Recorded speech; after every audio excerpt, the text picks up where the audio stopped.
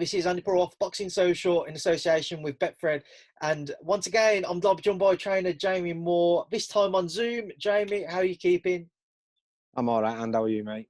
I'm all good, I'm getting by. Obviously, I think it's been a few weeks now. All of the days are kind of just start merging as one in my own head now. But since we last spoke, how have you found lockdown, and have you been able to change up your routine at all? Pretty much the same, to be honest.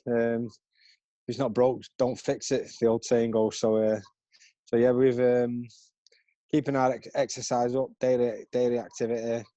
Pretty much the same old. Watching films and try to keep the kids occupied. Luckily for us, I've got a little games room.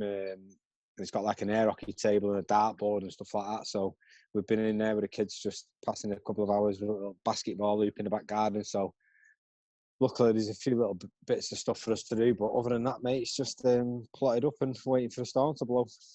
I mean, we all know how demanding boxing can be as a business, and with all of the travelling and what have you that you've gone through as a fighter and now as a coach, spending time away from your families. For us,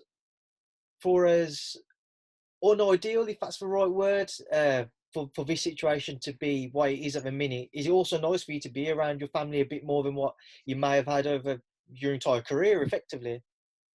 Well, I think in situations like this, if we dwell on the stuff what we can't do or what we haven't got, it just makes the situation 10 times worse. So definitely taking advantage of the stuff what we don't generally get to do. For example, spending time with your family and doing stuff like that. I mean, my son's nearly 15 now, so he's at that weird age where they don't want anything to do with the parents.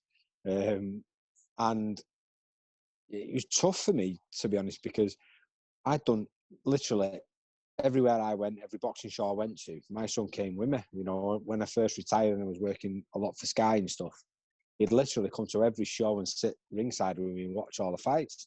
So I'd gone for 12 years of his life, spending literally every time he wasn't in school with me, to get into that high school age where he wants to be out and about with his mates and doing stuff like that. So this has sort of brought us back to when he was 10 or 11, going on bike rides, playing football in the back garden. So I'm enjoying that. You know, it's given me the opportunity to do stuff like that.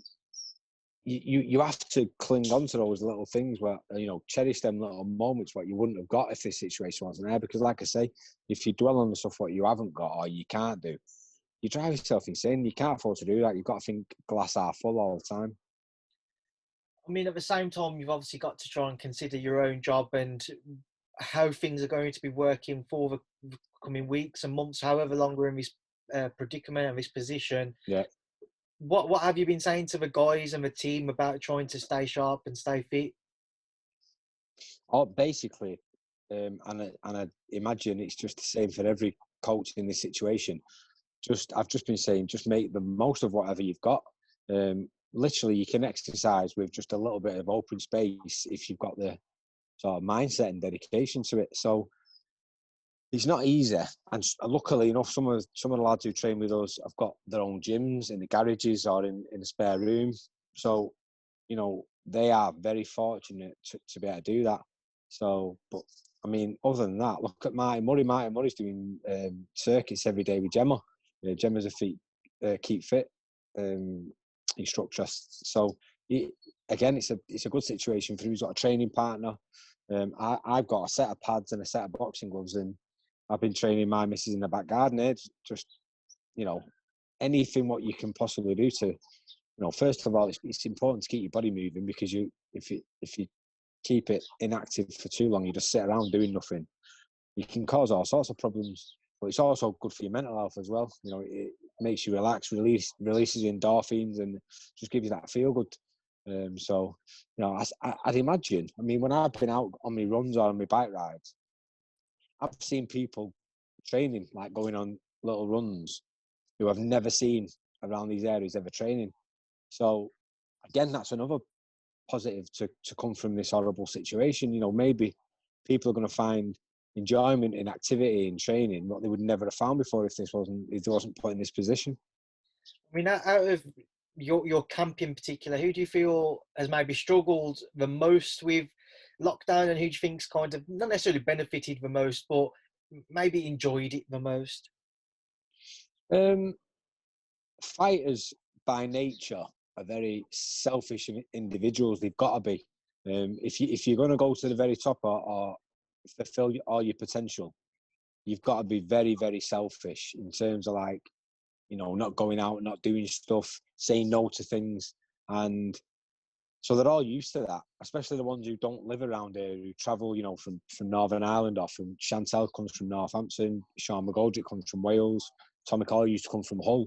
They're all used to being away from the families. And it's the sacrifice that they have to make in order to achieve their potential. So they're used to confinement and, you know, being on their own with their own thoughts. That's the toughest thing. So I think fighters are going to get through it better than a lot of athletes or sports people or people in general, because of the mindset. I think the one who's probably struggled most is Nige, because Nige is never at his home. His wife's seen more of him in the last 2 weeks than she's seen in the last 2 years. So that in itself has brought its own problems. But for Nige himself, you know, he's either in Moss Side fire station putting fires out. He's either in the amateur boxing gym there, or he's either in my gym, or if he's not doing that, he's doing some sort of acting. So he never spends any time at home, and he's been forced to. So he's still obviously a fireman. He's still doing a great thing with in his community, giving the food parcels out with Maverick Stars. So he's been kept busy and active, which is the best thing for him. But I think as far as the fighters are concerned, even though they'll all be feeling it, they'll be dealing with it a lot better than your average human being. Obviously, I know last time we spoke, we did quite an in-depth breakdown of everybody in the gym and where, you know, their futures lied post lockdown, but when everything's back to some form of normality.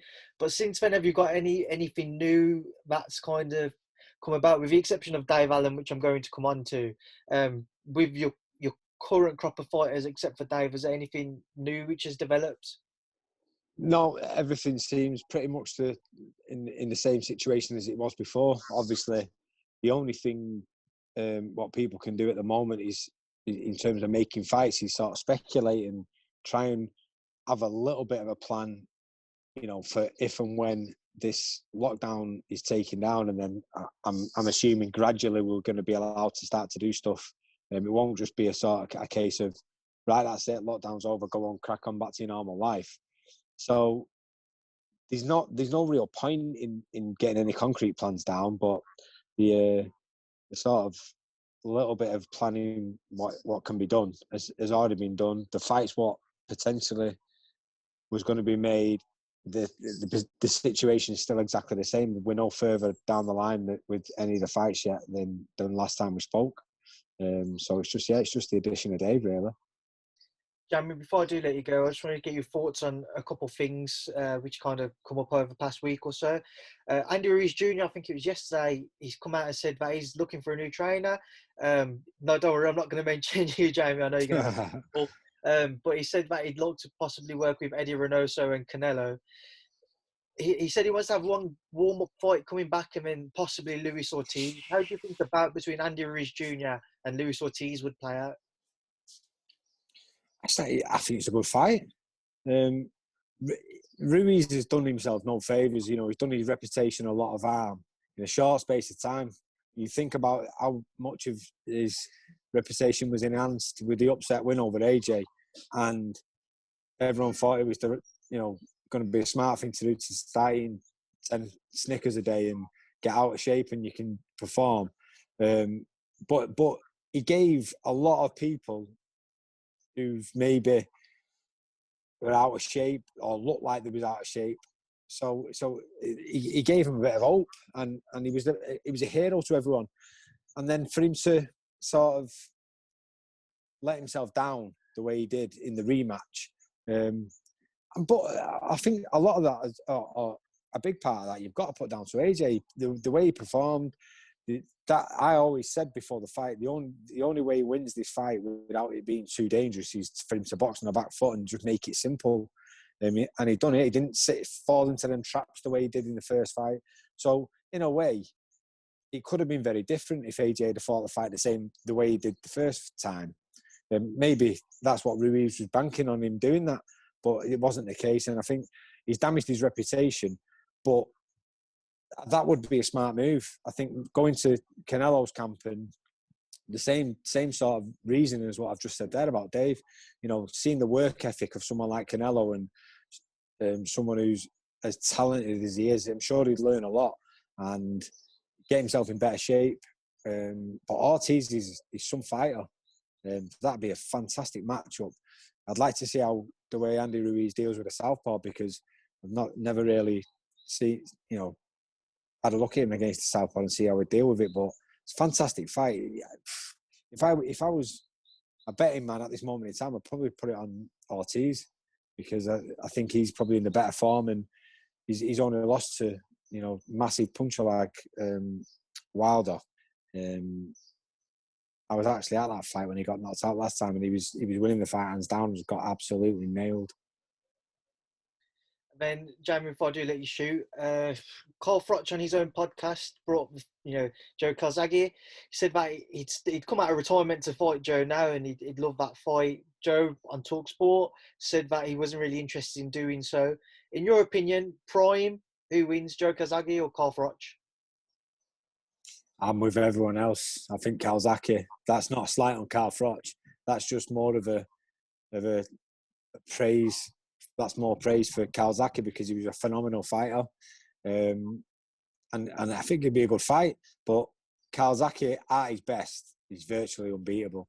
He had a very unorthodox style, southpaw, such fast hands for a big guy, and I think Froch has his strength and his tenacity and his will to win a lot of the time over skill was what won in fights, and I just don't think he'd be able to cope with the work rate and the accuracy of Calzaghe. Jamie, before I let you go, then, what would you like to say to everybody who watches this interview? Listen, guys, stay safe. Support United when they come back playing, and when we come through all this, no scousers or anyone attack me, because it's all about United, yeah. Jamie, it's been a pleasure to catch up once again. I appreciate your time as always. I'll hopefully see you in the near future. Thank you for speaking to Boxing Social. You too, mate. Take care.